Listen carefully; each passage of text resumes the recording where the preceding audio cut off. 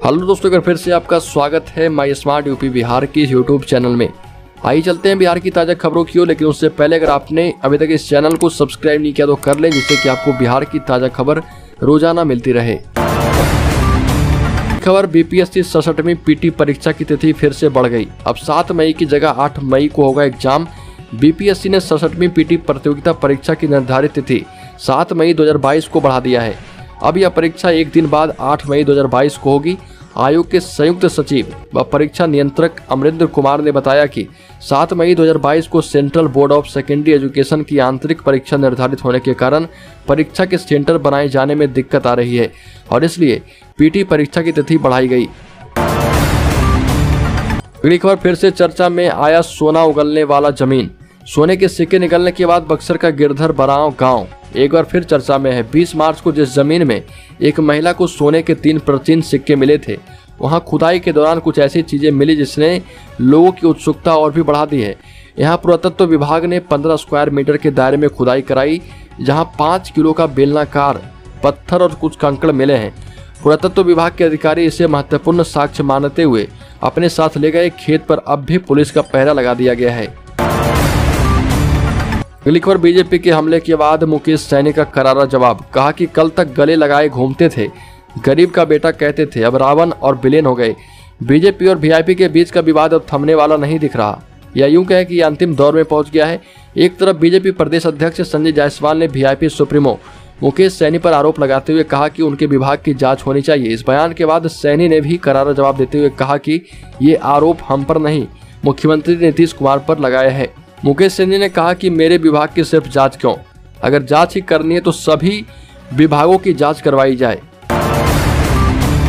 अगली खबर मुख्यमंत्री नीतीश कुमार को मुक्का मारने वाले युवक के बारे में कहा जा रहा है कि वो मानसिक रूप से कमजोर है।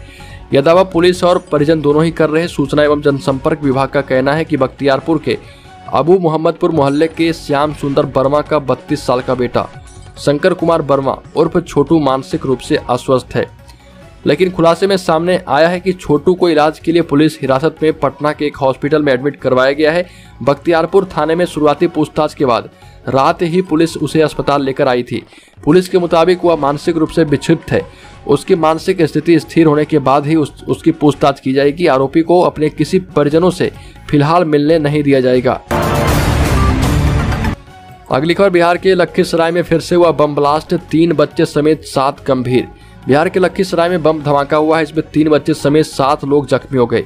सभी को सदर अस्पताल में भर्ती करवाया गया है। बताया जा रहा है कि बम से बच्चे खेल रहे थे, तभी पहले एक बम फटा, फिर चंद पल में 2 और बम धमाके हुए। वहां मौजूद 7 लोग इसकी चपेट में आ गए। इसकी हालत गंभीर है। इसमें 3 बच्चे, एक लड़की, 2 महिला और 1 पुरुष शामिल है। ब्लास्ट इतना जबरदस्त था कि 10 मीटर दूर ईंट की दीवार भी ढह गई है। धरती के कंपन के इलाके में सनसनी फैल गई है। अगली खबर आरजेडी एमएलसी सुनील सिंह को एक दिन के लिए फिर से कर दिया गया सस्पेंड। विधान परिषद के सदस्य राजद एमएलसी सुनील सिंह को एक दिन के लिए सस्पेंड कर दिया गया है। उन पर सदन का अपमान करने का आरोप है। सुनील सिंह ने सदन में वो तस्वीर दिखाई थी जिसमें सीएम नीतीश कुमार प्रधानमंत्री नरेंद्र मोदी को झुककर प्रणाम कर रहे थे। इससे पहले बिहार विधानसभा की कार्यवाही की शुरुआत बड़े हंगामेदार तरीके से हुई। पहले हाई सिक्योरिटी जोन माने जाने वाले इलाके में अचानक प्रदर्शनकारी ग्राम रक्षा दल के लोग विधानसभा गेट के पास पहुंच गए और इसके बाद सुनील सिंह पर आरोप लगा कि उन्होंने सदन का अपमान किया, जिसके बाद उन्हें सस्पेंड कर दिया गया। अगली खबर कटिहार में बिहार राज्य विद्यालय रसोइया संघ जिला इकाई के 7000 महिला पुरुष अपनी 14 सूत्री मांगों के समर्थन में 2 दिवसीय हड़ताल पर चले गए। जिले के सभी प्रखंडों से रसोइया संघ ने बड़ी संख्या में अपनी एकजुटता का प्रदर्शन करते हुए शहर के राजेंद्र स्टेडियम में चिलचिलाती धूप में भी जमकर जुलूस निकाला और कहा कि 1600 में दम नहीं, 21,000 से कम नहीं।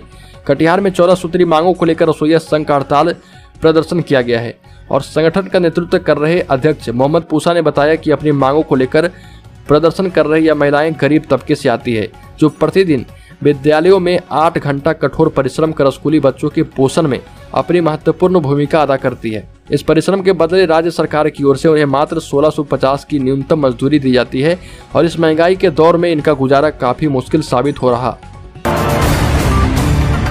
अगली खबर बिहार के सीएम नीतीश कुमार पर बख्तियारपुर में हुए हमले के बाद एक बार फिर से जदयू नेताओं ने इनाम की घोषणा कर दी है।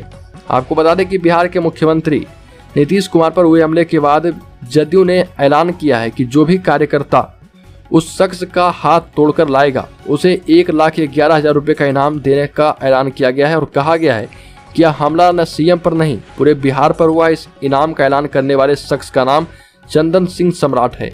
वो खुद को जदयू के युवा नेता बताते हैं और सोशल मीडिया पर एक वीडियो भी जारी कर उन्होंने ऐलान कर दिया है। अगली खबर, गोपालगंज में चमकी बुखार से बचने की तैयारी हुई शुरू। गोपालगंज के सदर अस्पताल में एक्यूट इंसेफ्लाइटिस सिंड्रोम AES और जैपनीज इंसेफ्लाइटिस के प्रबंधन पर जिला स्तरीय 1 दिवसीय प्रशिक्षण दिया गया। प्रशिक्षण कार्यक्रम की अध्यक्षता जिला वेक्टर जनित रोग नियंत्रण चिकित्सा पदाधिकारी की अध्यक्षता में हुई। आपको बता दें कि AES से ग्रसित बच्चे मुजफ्फरपुर में ज़्यादा हैं। BDS प्रशांत कुमार ने बताया कि चमकी आने की स्थिति में मरीज को करवट या पेट के बल लेटना चाहिए। शरीर के कपड़े को ढीला कर दें, मरीज के मुंह में कुछ भी नहीं डालें। और इस प्रशिक्षण कार्यक्रम में जिले के चिकित्सा पदाधिकारी भी शामिल हुए थे।